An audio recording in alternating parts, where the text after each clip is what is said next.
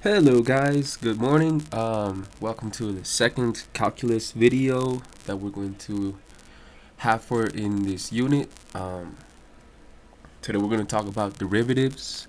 We're going to talk about how to calculate them. I'm going to leave a separate video in the description for you guys so that you can look at exactly what is a derivative and a little historical context about how they were discovered or invented.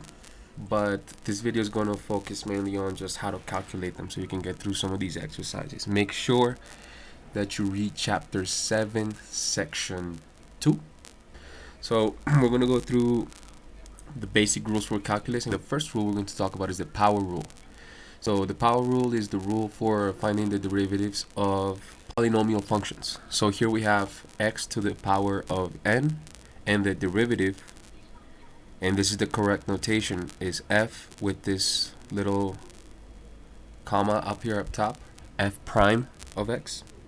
It's the derivative of f.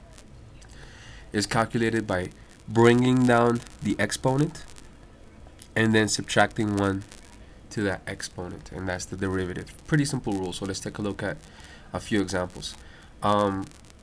Example 5 we have here, part A. The function is f of x equals x to the power of 12. Now, the derivative for this function is going to be pretty simple to calculate. All you have to do is bring down the exponent. So we have 12 coming down in front, and then what we're going to do is simply subtract 1 to this exponent, and 12 minus 1 is 11, and this is the derivative for f of x in part A. Pretty simple. Let's take a look at part B. So in part B you have to be careful because f of x is 1 over x to the power of 3, and at first glance it might look like the power rule doesn't apply because it doesn't look like the function in the definition. But what you have to remember is that we can rewrite some of these functions in a way that helps us view them exactly like what we want. Now remember, when you have an exponent in the denominator, we can bring it to the numerator by using a negative number. So 1 over x to the power of 3 is the same thing as x to the power of negative 3. And now we can apply the power rule, okay? So now our derivative of f of x, which is f prime of x, is simply bringing down that negative 3 and then subtracting 1 to the exponent. Negative 3 minus 1 is negative 4, and this is going to be the derivative of f for part B.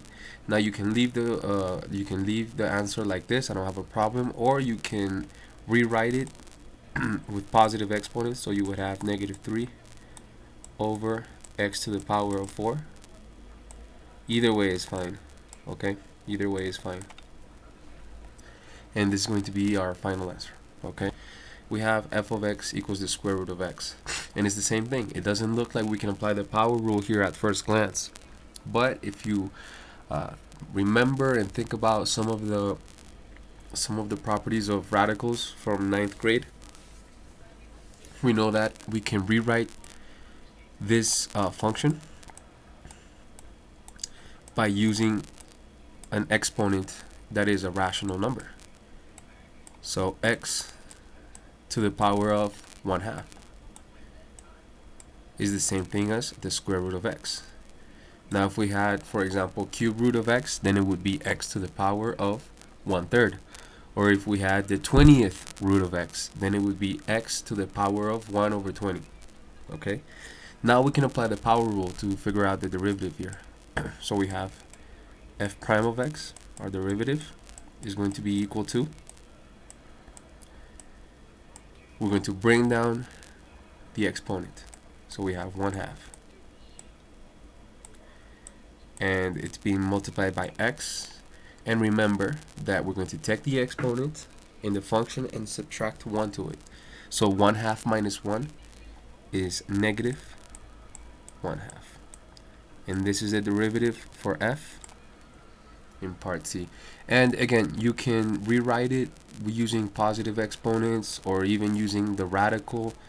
So other acceptable answers would be something like 1/2 x to the power of 1/2. Okay, by bringing the negative exponent to the bottom, or we can even do 1/2 square root of x. Okay, and this is simply by turning the 1/2 into a square root again. Alright, so all of these are perfectly acceptable for me. A few other rules that you might find helpful.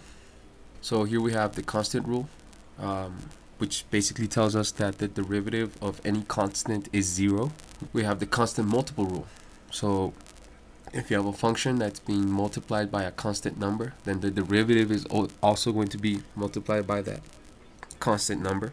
Sum or difference rule. So if we have the sum or the difference of two functions, then the derivative is equal to the sum or difference of the two derivatives. A few examples here. We're actually going to take a look at only example A from, or part A from this example. We have f of x is equal to 4x cubed plus 2x squared minus 3. Okay, so to find the derivative for our function x, all we have to do is find the derivative of each one of the terms. Okay, so what is the derivative of x cubed? Well, it's 3x squared. So remember, what we're doing is bringing down the 3 and subtracting 1 to the exponent. And our constant multiple rule tells us that since x cubed is being multiplied by 4, then the derivative is going to be multiplied by 4. We're going to apply the same exact rule for the second term. So we have the 2 that's going to multiply the derivative, and then the derivative of x squared is 2x by bringing down the 2 and subtracting 1 to this exponent right here. Now the last one, we have a subtraction and the derivative of a constant 3. So if you remember the constant rule that we looked at before, this is going to be 0. Now we can simplify. 4 times 3 is 12x squared. We have 2 times 2 is 4x, and minus 0, we might as well not write it. This is going to be our final answer, 12x squared plus 4x.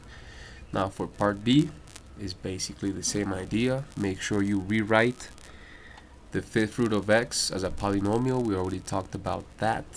For part C, you have the product of two monomials, and one strategy that you can apply if you look at example 6 is simply to multiply out the expression by using distribution, and then you're going to have like a quadratic expression similar to part A. And for part D, all you have to do is kind of separate that fraction into the sum of different fractions, and then you can find the derivative quite easily. Make sure you take a look at those examples as well. Okay, guys, that's it for this video. Thank you for watching. Make sure you guys do the exercises in the book. Take a look at those examples that we didn't go through quickly, and that's it. If you have any questions, you can write an email to your teachers, or you can log into a Google Meet session, and we can work on it live. And well, until next time, be safe.